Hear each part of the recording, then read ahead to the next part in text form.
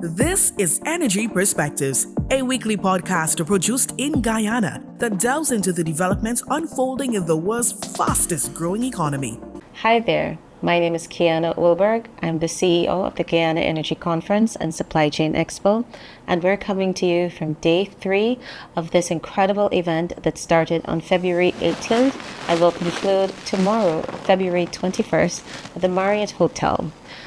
This platform has served as an important event that brings together industry leaders from all parts of the world to engage in discussions critical to Guyana's development and that of the wider region.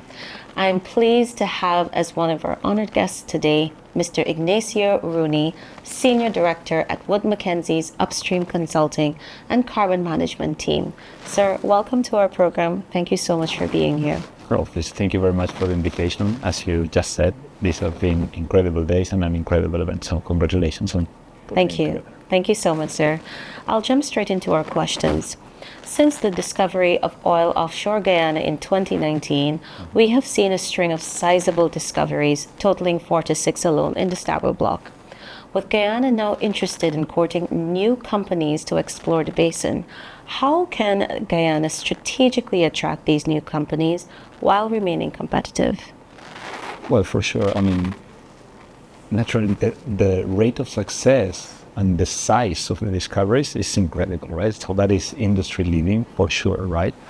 Now, the story needs to continue to be written, right?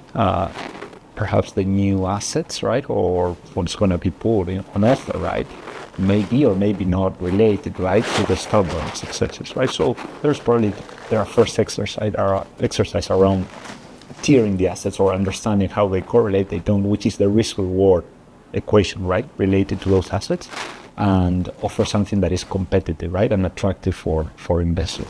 Absolutely. In the case of gas, which actually has been a discussion yesterday, particularly, and today, right? There's some certainty around it. Not, as we said today, right? No, it's not a matter of are there resources there or is the technology available.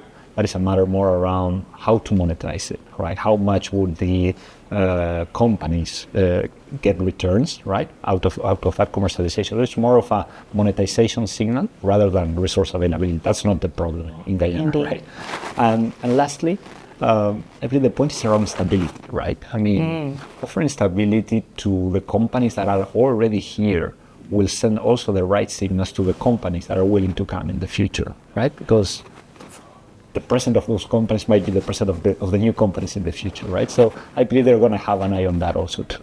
Now, one of the key things that Woodmac does is you study the industry and you're always noting those trends that authorities ought to pay attention to.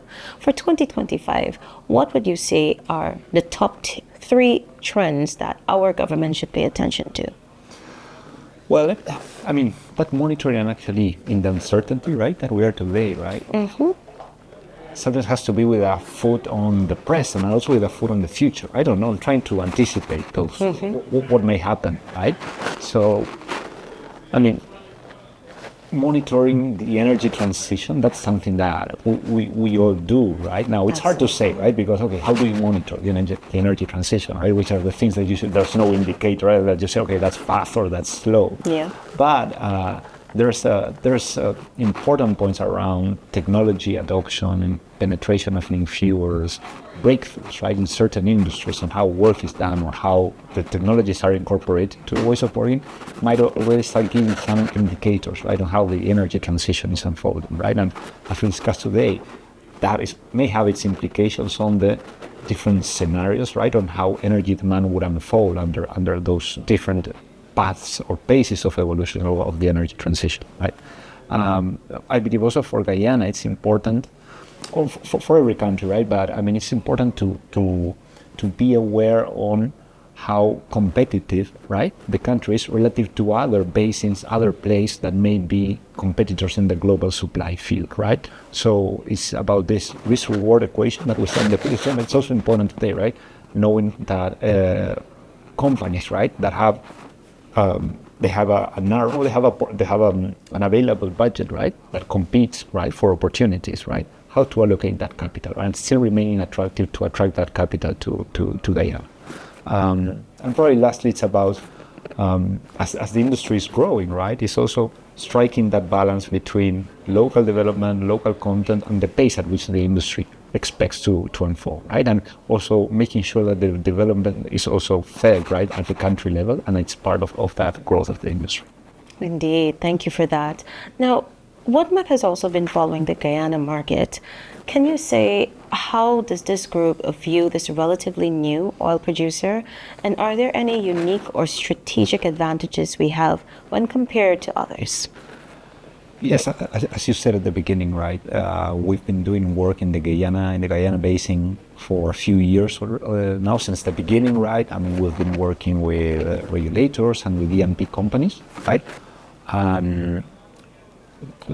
What I believe that would need to be thinking about those barrels, right? Is it competitive, or how we view them, right? For us, the barrels or production from Guyana is what we call advantage production, advantage barrels. That means a low cost output and a low emissions output, right?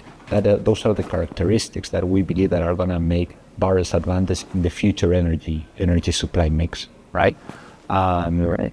I believe the part of the cost side, right, is related to, I mean, not only to the deployment of infrastructure, but also given the size, right, that Guyana has. I mean, that also helps on the cost side. And also, being born, right, in the last 10, 15 years, right, the industry can take advantage of the recent incorporation of advanced technologies, right, to produce with low emissions level, right, which is something that has been also a common topic of discussion during the conference. Indeed. Mr. Rooney, we are now 3 days into this incredible event. What are your overall thoughts about what you've observed, about the discussions over the past 3 days? I mean, again, reiterating, fantastic event. So, but something that really struck me is, probably if I had to summarize it in one word, and then I can expand a bit, but it's collaboration, right?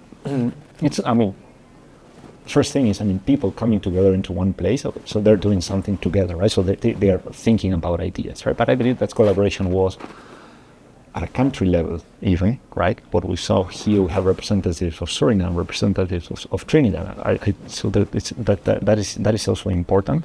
I believe also the private sector through companies are here.